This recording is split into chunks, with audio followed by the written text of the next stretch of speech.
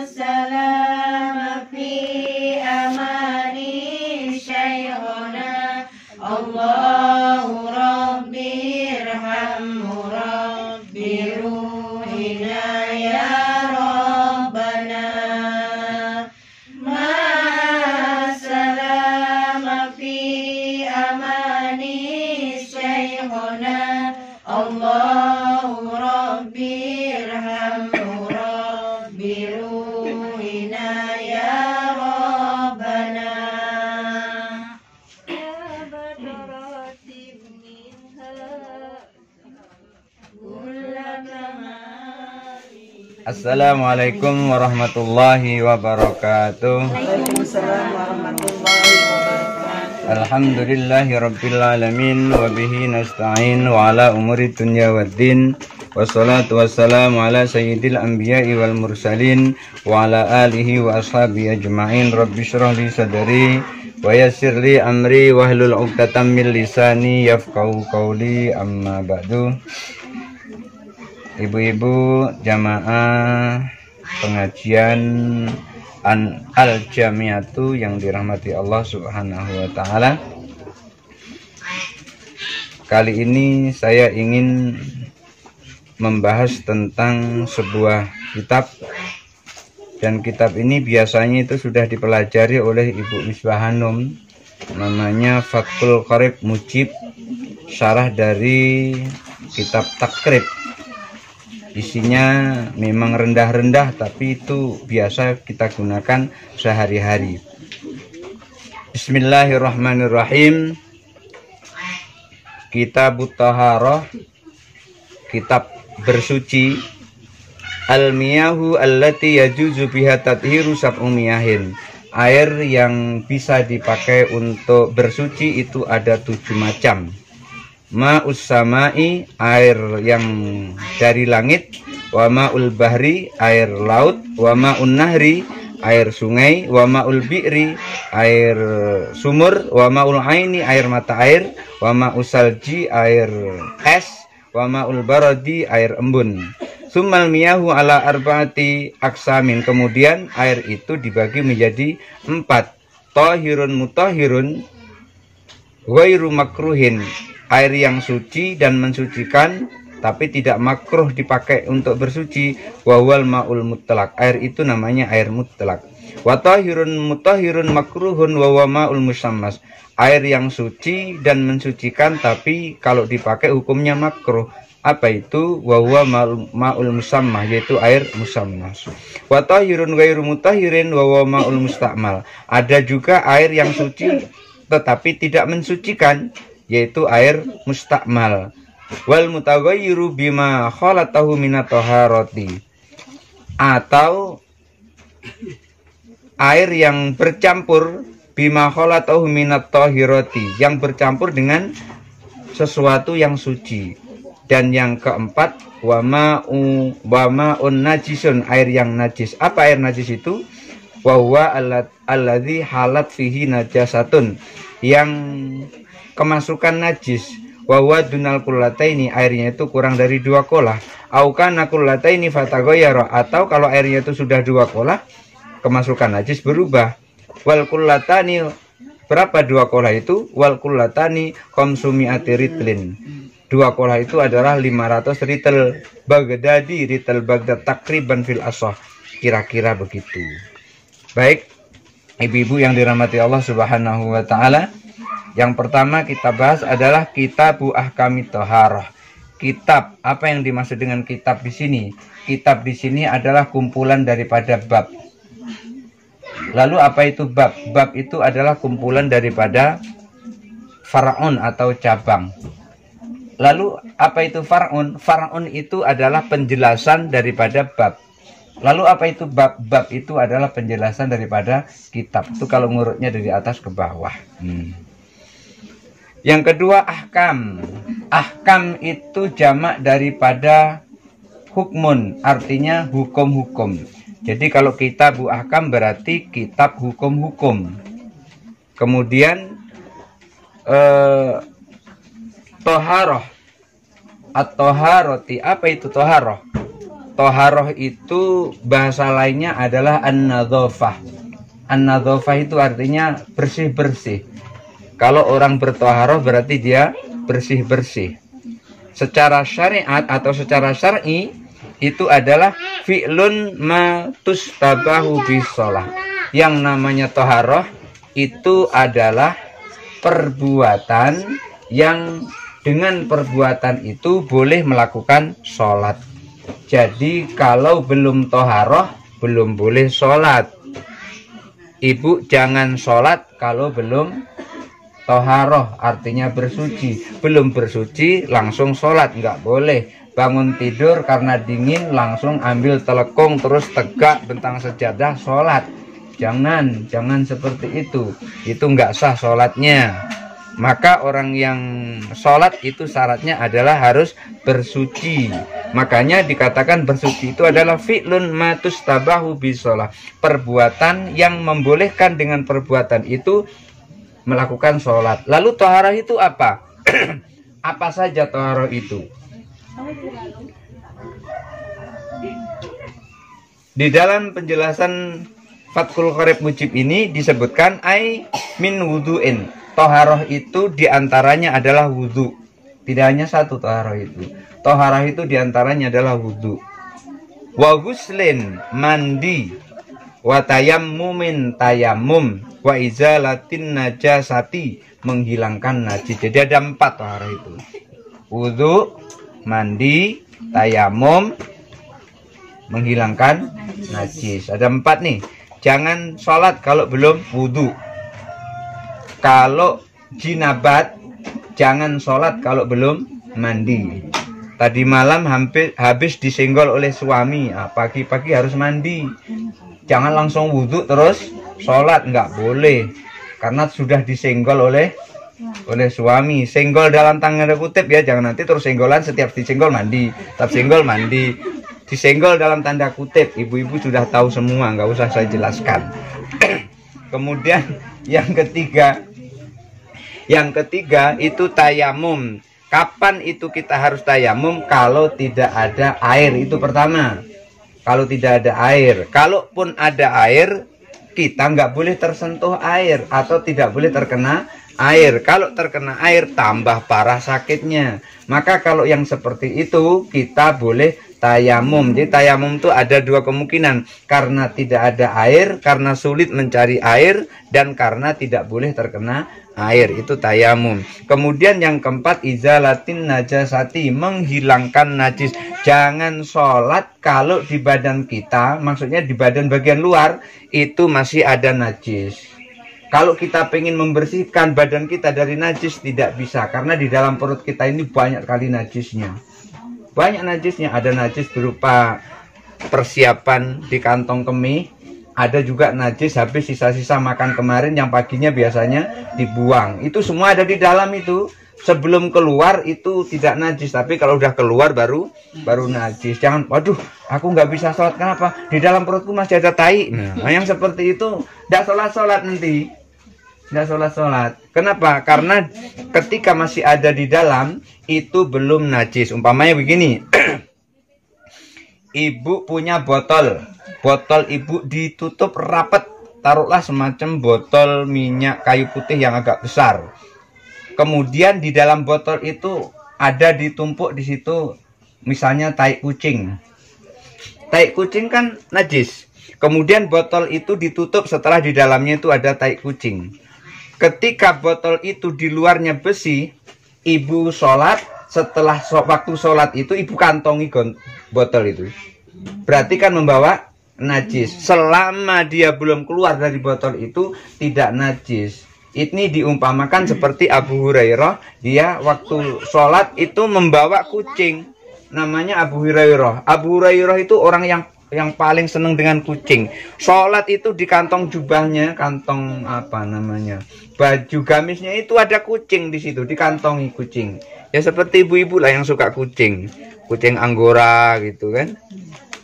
Sampai harganya 500.000, 1 juta, makanannya kornet. Padahal yang punya kucing baru makanannya ikan asin. Malah terbalik-balik, yang punya kucing ikan asin, kucingnya makanannya kornet. Nah, terbalik-balik. Nah, ketika Abu Hurairah sholat pernah membawa kucing, kucingnya yang dibawa masuk dalam perut itu, masuk dalam kantongnya itu suci dia. Cuma di dalam perut kucing itu kan ada najis.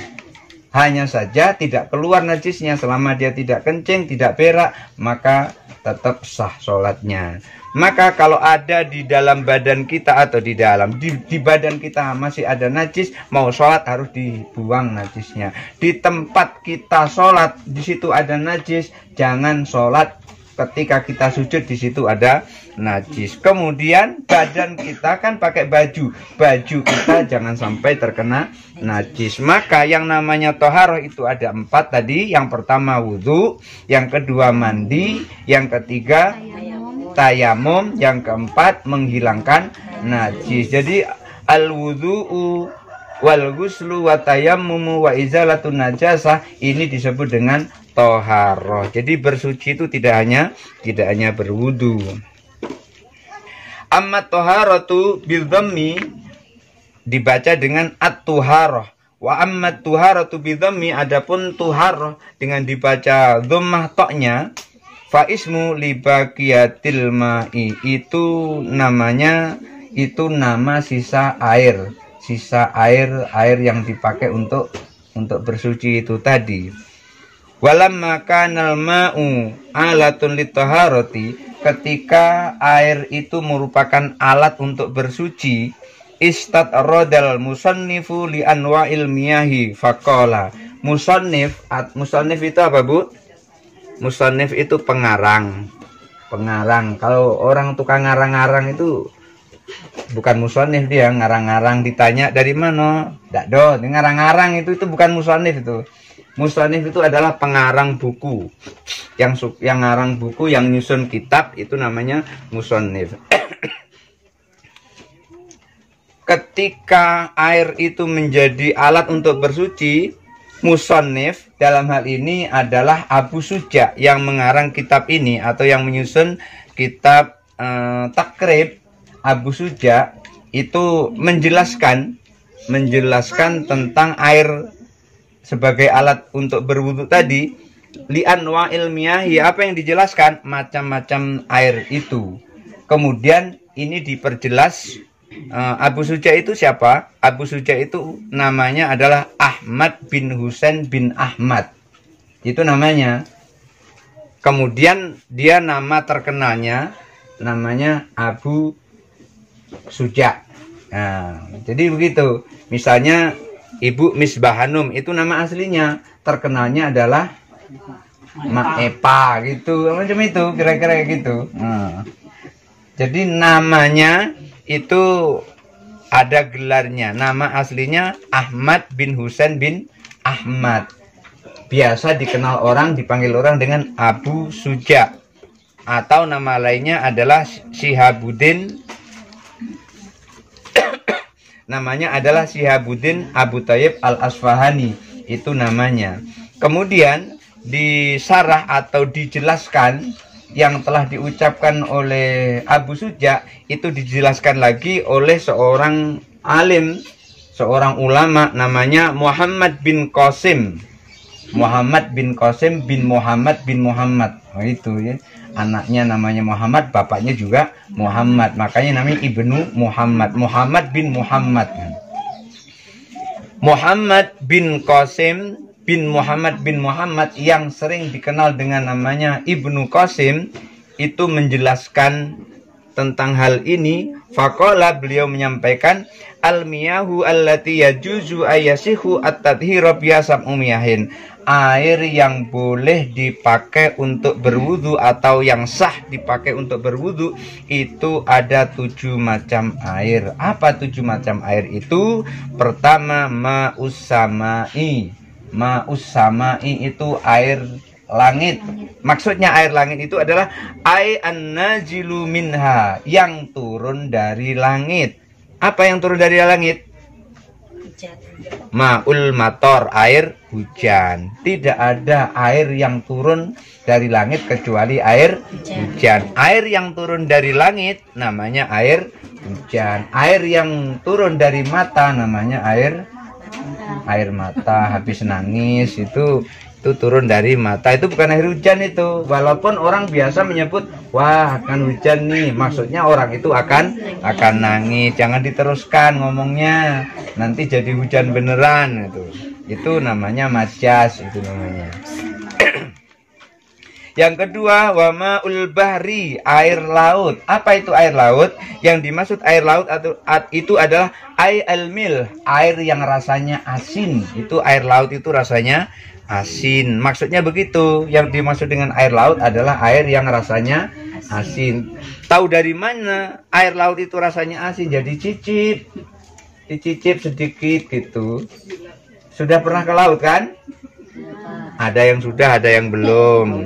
Yang sudah pernah ke laut, pas air muncrat dari bawah, pak itu, coba agak mulut dibuka dikit biar masuk ke dalam mulut, terus dicicip. Oh iya benar, ternyata air laut itu asin.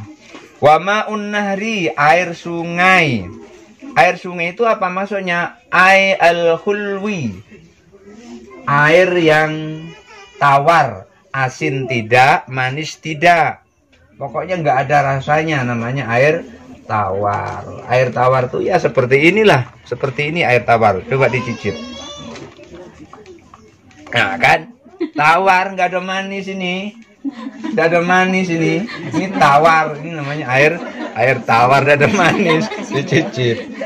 Iya, itu boleh dibuktikan. Berarti namanya air tawar. Lalu apalagi wama'ul bi'ri, air sumur. Apa itu air sumur? Air sumur itulah air yang berada di dalam sumur. Kalau sudah berada di bak mandi bukan air sumur namanya. Air bak mandi. Jangan nyebut, tolong ambilkan air sumur, perginya ke bak mandi. Itu salah itu. Air sumur itu artinya air yang berada di dalam sumur.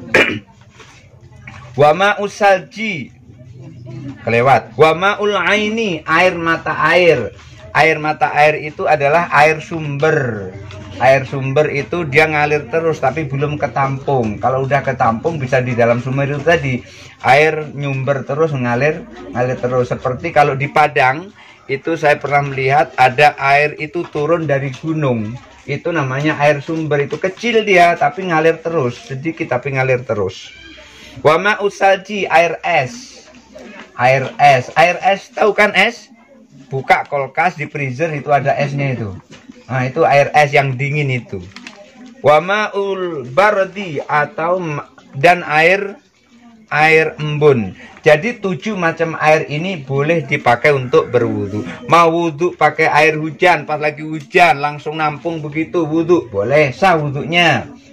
Atau pergi ke laut, ngambil air laut, wudu di situ. Ingat, namanya wudu itu ada niat. Walaupun wudu itu kita nyemplung di situ, seluruh anggota wudu sudah terkena air, kalau nggak ada niat untuk wudu itu tidak sah. Makanya ketika kita masuk ke dalam pantai laut, pinggir laut, itu kita masuk misalnya sebatas dada, di situ kita langsung wudu. Walaupun kaki ini sudah tercelup dalam air, harus diniatkan dan digosok-gosok supaya sempurna wudhu kita. Itu harus ada niat. Kemudian apalagi air setelah air laut, air sungai. Air sungai boleh dipakai untuk wudhu. Apalagi setelah air sungai, air sumur. Air sumur boleh dipakai untuk wudhu. Sudah itu air mata air juga boleh. Air es boleh, Bu. Air es itu boleh dipakai untuk wudhu. Misalnya ada es nih, nggak ada air yang lain-lain kecuali es. Di situ ada es balok umpamanya. Tangan ini ditaruh di es itu kan basah tuh. Tangan taruh es. Udah, mau jangan kumur-kumur pakai es, kletak-kletak kayak di mulut. Bunyi kaget di mulut, kumur-kumur pakai es, ngilu kalau. Jadi nggak usah kumur-kumur. Jadi cukup yang wajib diusap adalah muka. Makanya kumur-kumur tuh nggak wajib. Kenapa kumur-kumur nggak wajib? Kalau kumur-kumur wajib, kebetulan yang ada cuman es, nah kacau di situ. Makanya kita berwudu misalnya ada es nih, tangan ditempelkan di es, basah langsung diusapkan ke muka. Ambil lagi diusapkan ke tangan kanan, ambil lagi diusapkan tangan kiri, begitu seterusnya. Air es boleh. Kemudian air embun. Nah, kayak kemarin tuh tahun 2014 2015 itu kan nggak hujan-hujan itu. Sampai harga air melambung. Sampai ada orang kaya gara-gara ada air. Itu kalau pas pagi-pagi mau sholat, nggak ada air di rumah, di depan ada tanaman tuh basah, itu boleh diusap begitu seperti tadi kita ngusap pada es. Ketika itu basah, langsung mulai wudhu dibasuh muka. Jangan kumur-kumur karena nggak ada, cuman yang ada di tangan. Bagaimana caranya kumur-kumur? Ibu-ibu yang dirahmati Allah Subhanahu wa Ta'ala, air yang 7 macam tadi, wa yajma'u hadisab atau qauluka, air yang 7 macam tadi itu air langit, air laut, air sungai, air sumur, air mata air, air salju, air embun. 7 macam air itu sering kita sebut dengan manazala minas samai au nabagha minal ardi, sesuatu yang turun, air yang turun dari langit dan air yang nyumber dari bumi. Jadi yang 7 macam tadi diringkas menjadi 2, yang turun dari langit, yang nyumber dari tanah atau dari bumi. Ala ayyi sifatin kana min aslil khalqati, dalam bentuk apa saja pada dasar atau bentukan air itu. Boleh bentuknya adalah sumber, boleh bentuknya adalah sumur, boleh bentuknya adalah sungai, dan seterusnya. Bentuknya apa saja. Maka 7 macam tadi itu terrangkum menjadi 2, air yang turun dari langit dan air yang nyumber dari bumi. Tsummal miyahu tangqasimu ala arba'ati aqsamin. Kemudian air itu terbagi menjadi 4. Insya Allah kita bahas yang akan datang. Mudah-mudahan ada manfaatnya. Wallahul muwafiq ila aqwamit thoriq. Wassalamualaikum warahmatullahi wabarakatuh. Waalaikumsalam warahmatullahi wabarakatuh.